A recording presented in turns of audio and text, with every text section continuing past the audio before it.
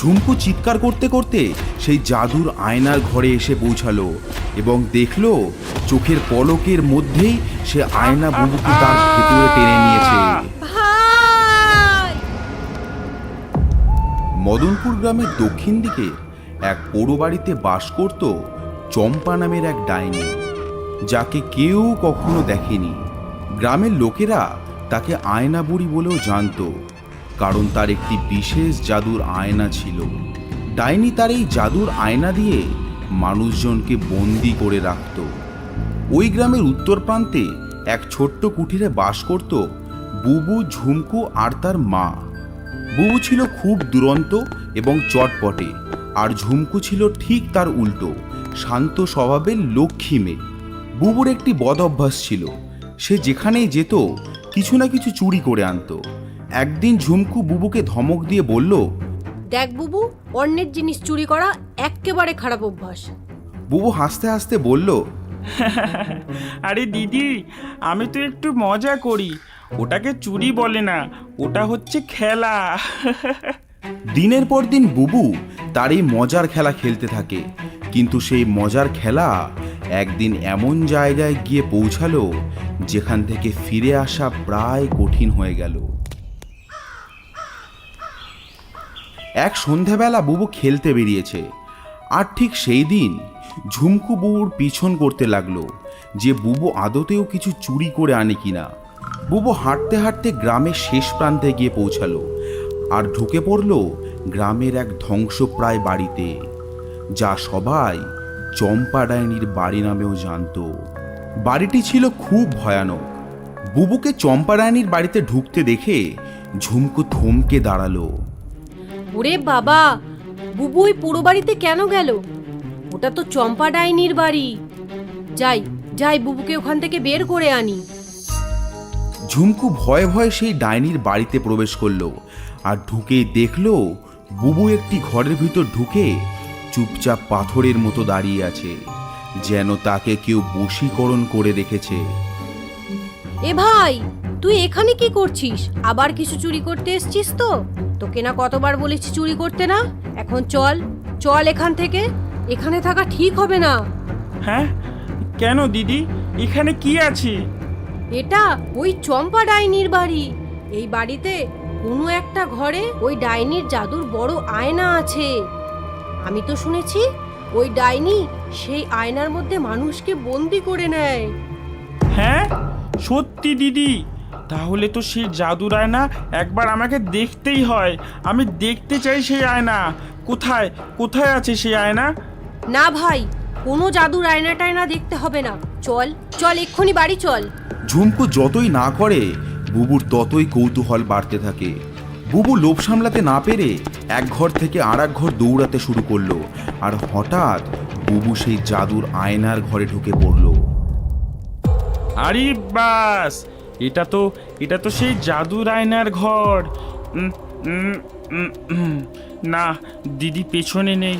যাই, টুক করে আয়নাটাকে দেখে আসি।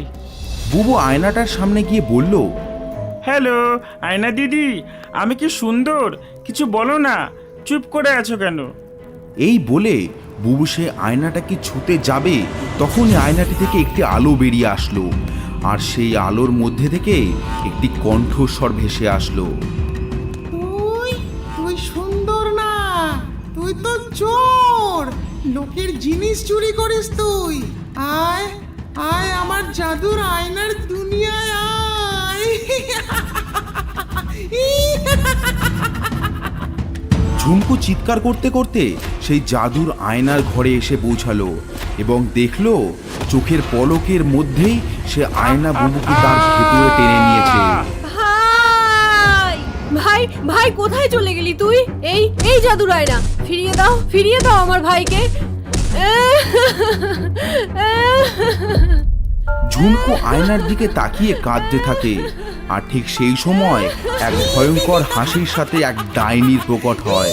সে কি ভয়ানক দেখতে ডাইনিকে! বিশাল বড় বড় সাদা ঝাঁকড়া চুল, নোংরা দাঁত, আর হাতে তার জাদুর লাঠি।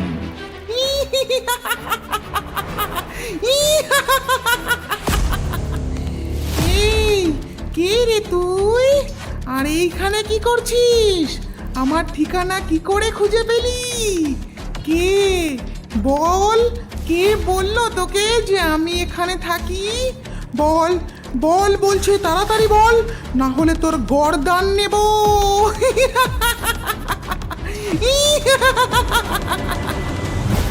ডাইনি পিসি, আমি ঝুমকু, মদনপুর গ্রামের দুলাল মাস্টারের মেয়ে।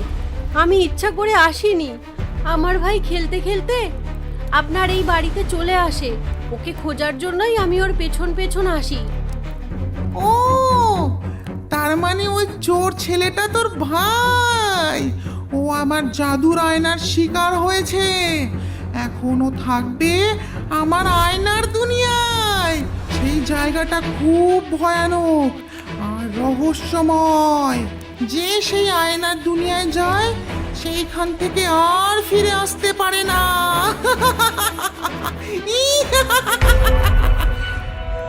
ডাইনি পিসি, আমার ভাইকে ছেড়ে দাও, দয়া করে আমার ভাইকে ছেড়ে দাও। আমার ভাইয়ের কাজের জন্য আমি তোমার থেকে ক্ষমা চাইছি। দয়া করে আমার ভাইকে আয়না থেকে মুক্তি দাও। তোর ভাই একটা বাজে ছেলে, সে লোকের জিনিস চুরি করে। তোর ভাই ওর পাপের শাস্তি পেয়েছে।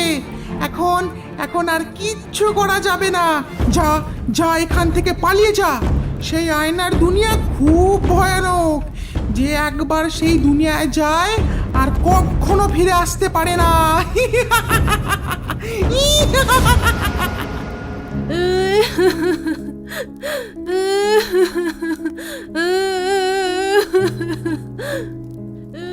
ডাইনি গম্ভীর গলায় বলল, এই এই মুখপুরি, চুপ কর বলছি। ডাইনি তখন একটু চিন্তায় পড়ে গেল।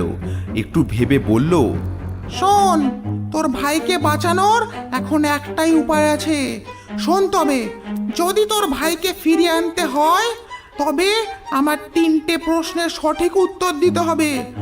আর যদি ভুল উত্তর হয় তবে তুইও সেই আয়নার শিকার হবি।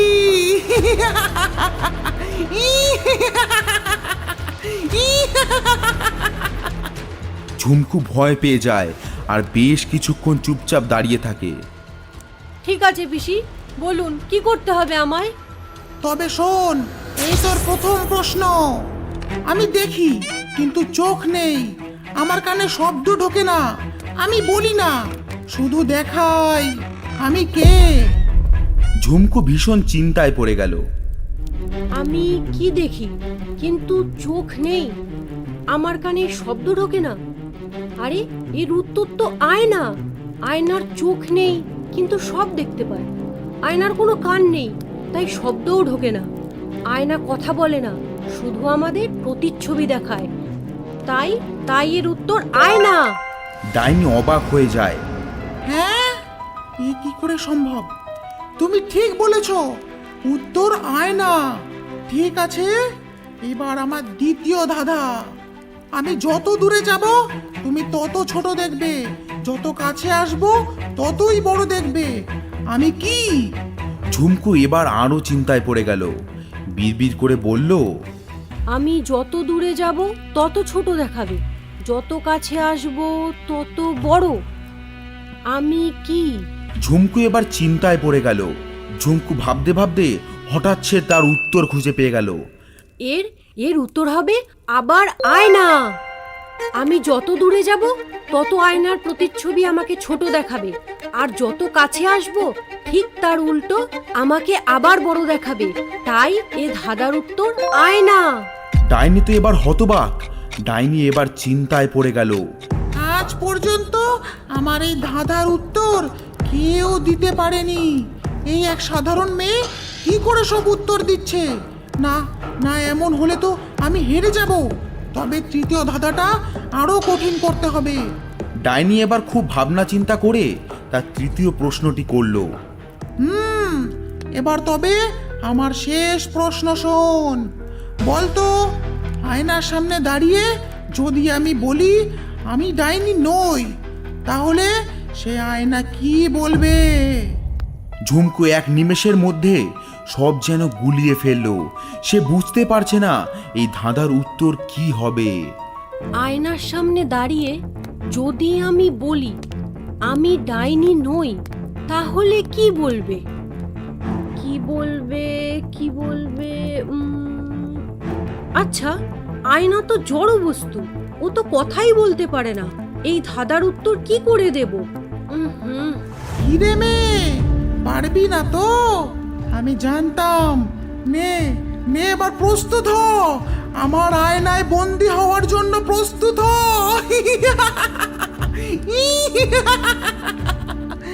এই বলে ডাইনি সে নিজের মন্ত্র উচ্চারণ করতে শুরু করলো। আর তখনই ঝুমকু ডাইনিকে থামিয়ে দিয়ে বলল, দাঁড়াও দাঁড়াও, আমি এই ধাঁধার উত্তর খুঁজে পেয়েছি।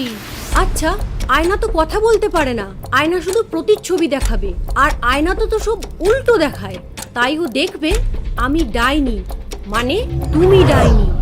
ডাইনি এবার থতমত খেয়ে গেল, বলল, আরে সত্যি তো, তুই তো সব উত্তর ঠিক বললি, কিন্তু এটা কিভাবে সম্ভব? ঠিক আছে, যা, তোর ভাইকে ফিরিয়ে দিচ্ছি, কিন্তু একটা শর্ত আছে। আবার আরো শর্ত? ঠিক আছে, বলো বলো কি সেই শর্ত? তোর ভাইকে বলবি আর যেন চুরি না করে, নয়তো আমার এই আয়না আবার ওকে বন্দি করবে। ডাইনি মন্ত্র বলতে শুরু করলো।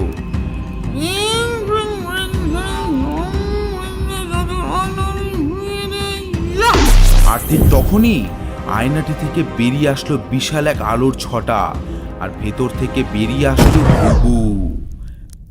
বুবু কাঁদতে কাঁদতে দিদির কাছে ছুটতে গেল। দিদি, ও দিদি, আমি আর কখনো চুরি করব না। ওই আয়নার ভেতরে কি ভয়ানক ভূত ছিল।